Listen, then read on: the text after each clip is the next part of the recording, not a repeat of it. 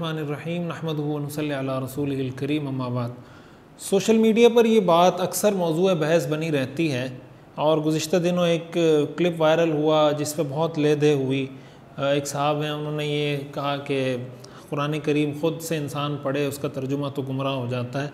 तो बहुत सी ऐसी चीज़ें जज्बाती किस्म की आईं एक दूसरे के ख़िलाफ़ कि कुछ उनको बुरा भला कह रहे हैं, कुछ इनकी सपोर्ट में आके इनको बुरा भला कह रहे हैं। मुझसे भी बहुत सारे दोस्तों ने पूछा कि मुफ्ती साहब ये कौन सी बात है, ये कौन सा तरीका है बात करने का कुरान के बारे में, तो ये उस्लूब कम अज़ कम नहीं होना चाहिए बात करने का, और इसके बारे में सही मौक़िफ़ क्या है। तो मैंने सोचा कि इसके बारे में एक जो सही मौक़िफ़ है वो आप हज़रात के सामने रखूँ। देखें, एक तो बात है कि ख़ुद से इंसान कुरान करीम का तर्जुमा पढ़े या ख़ुद से इंसान कुरान करीम की तफसीर पढ़े और तफसीर पढ़कर ख़ुद से जनाब फ़ैसले करने लग जाए। अच्छा, एक इससे पहले मैं ये बात अर्ज़ कर दूँ, उमूमन लोग ये एक बात पेश करते हैं, कुरान करीम में आता है वलक़द यस्सरनल कुरआन लिज़िक्र फ़हल मिन मुद्दकिर, कि हमने कुरान को नसीहत के लिए आसान कर दिया है, तो क्या कोई नसीहत हासिल करने वाला है। कुरान करीम में ये बात कई दफ़ा अल्लाह ताला ने इरशाद फरमाई। तो बहुत से लोग ये कहते हैं कि अल्लाह ने आसान कर दिया है तो फिर आपने क्यों इसको मुश्किल बनाया हुआ है। तो इसके बारे में एक उसूली बात तो ये समझें कि कुरान करीम के अंदर दो तरह के मज़ामीन हैं। एक मज़ामीन की किस्म वो है जिसमें वाज़ है, नसीहत है और कुछ इस तरह की बातें हैं। मिसाल के तौर पर वालिदैन का अदब करना है, पड़ोसियों का ख्याल रखना है, वग़ैरह वग़ैरह। तो जो वाज़ नसीहत से मुताल्लिक़ चीज़ें वो तो ऐसी हैं जिसको हर आदमी समझ सकता है। एक दूसरा चैप्टर कुरान करीम का है मसाइल, अहकाम, फ़िक़ही जो अहकाम है, मसलन तलाक़ देने का तरीक़ा, तलाक़ कैसे होती है और जनाब निकाह के मसाइल क्या हैं, खुला कैसे होती है, वग़ैरह वग़ैरह, रोज़े के मसाइल हैं। ये जो अहकाम है ना, इसका कुरान करीम से समझना ये आसान नहीं है। कुरान करीम में भी अल्लाह ताला ने ये फरमाया कि हमने कुरान को नसीहत के लिए आसान कर दिया। तो जो नसीहत की बातें वो तो हर आदमी, आम आदमी समझ पाता है, लेकिन जो अहकाम से मुताल्लिक़ आयात हैं उसको हर आदमी नहीं समझ पाता। हदीस शरीफ में आता है, रिवायात में आता है, अब्दुल्लाह इब्न उमर रज़ी अल्लाह तआला अन्हु के बारे में आता है कि उन्होंने सूरह बक़रा को समझने और पढ़ने में 8 साल उनको लग गए। ख़ुद सहाबा इकराम रिज़वानुल्लाहि अलैहिम अजमईन के बारे में आता है कि जब रसूलुल्लाह सल्लल्लाहु अलैहि वसल्लम पर यह आयत नाजिल हुई ना कि सहरी आपने किस वक्त तक खानी है, तो कुरान करीम का जो अंदाज़ है वो यह है हत्ता यतबय्यन लकुमुल खैतुल अबयज़ मिनल खैतिल अस्वदी मिनल फ़ज्र, कि जब सफ़ेद धागा काले धागे से जुदा हो जाए।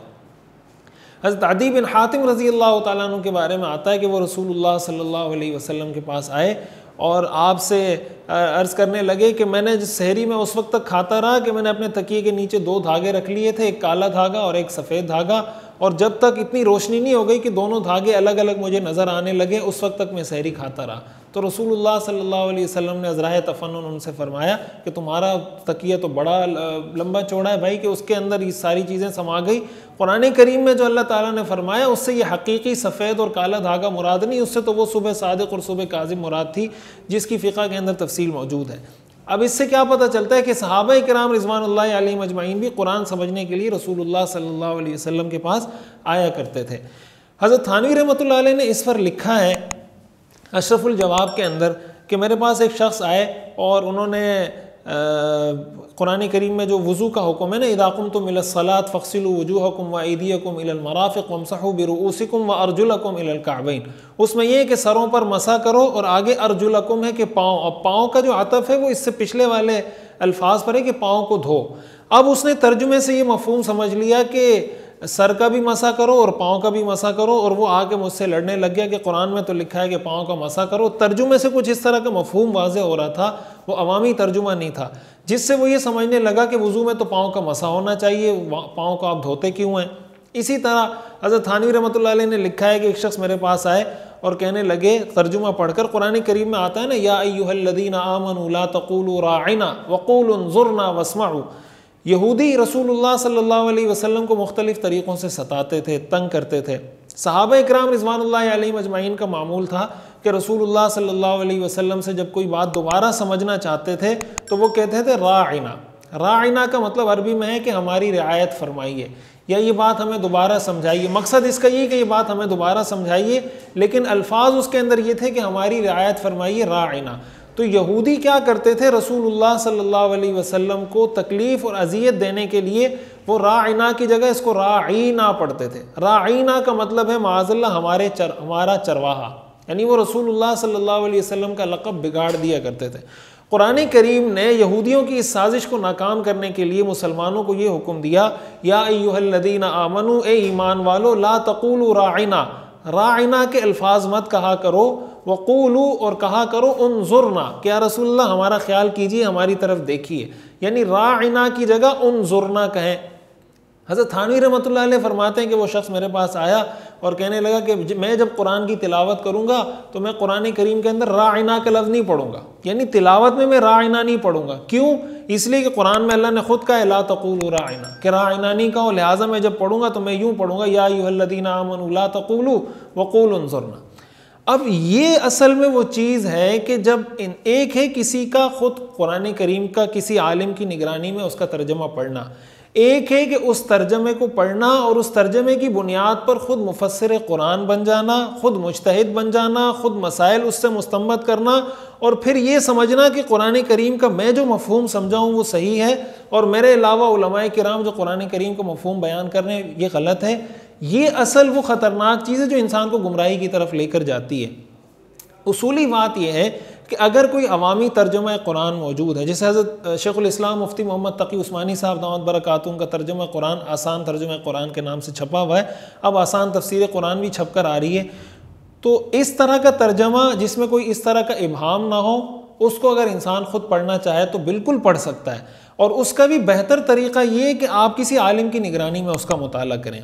पहली बात तो ये, अपने इमाम साहब जो भी आपके करीबी जिस आलिम को समझते हैं कि कुरान को बेहतर अंदाज में समझते हैं, आप उनकी निगरानी में उसका मुताला करें और जो चीज़ आपको समझ ना आए उनसे समझें। ख़ुद से यूँ समझना कि कुरान से मुझे ये समझ आ रहा है लिहाजा इसका यही मतलब होगा। हदीस शरीफ में आता है रसूलुल्लाह सल्लल्लाहु अलैहि वसल्लम ने फरमाया, मन क़ाल फ़िल क़ुरआन बिराइही फ़असाब फ़क़द अख़्ता, जिसने कुरान करीम के बारे में अपनी राय से कोई बात की, अपनी समझ से कोई बात की और सही बात की, वो भी उसने गलती की। यानी अपनी राय से आप कुरान करीम के बारे में उसकी कोई तफसीर बयान नहीं कर सकते। तो आप खुद बिल्कुल कुरान करीम का तर्जुमा मुताला करें। मैं तो बज़ाते खुद लोगों को इस चीज़ की दावत देता हूँ कि भाई आप तर्जुमा कुरान का मुताला करें, आसान तर्जुमा कुरान मुफ्ती तकी साहब का, लेकिन किसी आलिम की निगरानी में मुताला करें, नंबर एक। दूसरी बात ये कि तर्जुमा कुरान पढ़ते हुए अपने आप को मुज्तहिद, मुफ्ती, आलिम, मुफस्सिर समझने की कोशिश ना करें और ये फिर लोगों को पढ़ाना नहीं शुरू कर दें कि मुझे कुरान का ये मफ़हूम समझ आया है लिहाजा ये मफ़हूम ठीक है, ये उलमा जो बयान करते हैं ये गलत है। पता चले कि बजाय इसके कि कुरान से आप कोई इस्लाह का काम लेते, उससे आपको कोई रहनुमाई मिलती, आप लोगों को और लोगों को भी गुमराह करने का ज़रिया बन रहे हैं। तो ये एक अहम चीज़ है। पहली चीज़ ये कि मुस्तनद तर्जुमे का मुताला करें, नंबर एक। नंबर दो, किसी मुस्तनद आलिम दीन की निगरानी में मुताला करें और कहीं समझ ना आ रहा हो उनसे समझने की कोशिश करें। नंबर तीन, ख़ुद से ये तर्जुमा पढ़कर अपने आप को मुज्तहिद और मुफस्सिर ना समझें, बल्कि जो समझ ना आ रहा हो या गलत मफ़हूम समझ आया तो जो उलमाए किराम जो मफ़हूम समझाएं उस मफ़हूम को कबूल करें। इन सारी शराइत के साथ बिल्कुल, यानी इस चीज़ की न सिर्फ ये कि इजाज़त है, इस चीज़ की मैं दावत देता हूँ, इस चीज़ का मैं लोगों से मुतालबा करता हूँ कि भाई कुरान करीम को आप तिलावत भी करें, तिलावत के साथ साथ उसका तर्जुमा भी पढ़ें, लेकिन इन सारी चीज़ों को सामने रखते हुए। और जब कुरान करीम के बारे में बात की जाती है, जब ये बात की गई तो इसकी वजह से लोग बहुत जज्बाती भी हुए, बहुत लेदे भी हुई। तो ज़ाहिर है कि बात करने में अल्फाज का चुनाव करते हुए बात, जैसे मैंने बताया कि किसी हद तक दुरुस्त है जो सारी तफसील मैंने अर्ज़ की, लेकिन अल्फाज का इंतखाब, ज़ाहिर है कि कुरान एक मुक़द्दस किताब है, अल्फाज का इंतखाब करते हुए बहुत एहतियात करनी चाहिए। अल्लाह ताला में हकीकी मानों में कुरान की समझ अता फ़रमाए, कुरान से मोहब्बत अता फ़रमाए, इसको पढ़ने, समझने, अमल करने और इसको आगे फैलाने की तौफ़ीक़ अता फ़रमाए। व आखिर दावाना अल्हम्दुलिल्लाहि रब्बिल आलमीन।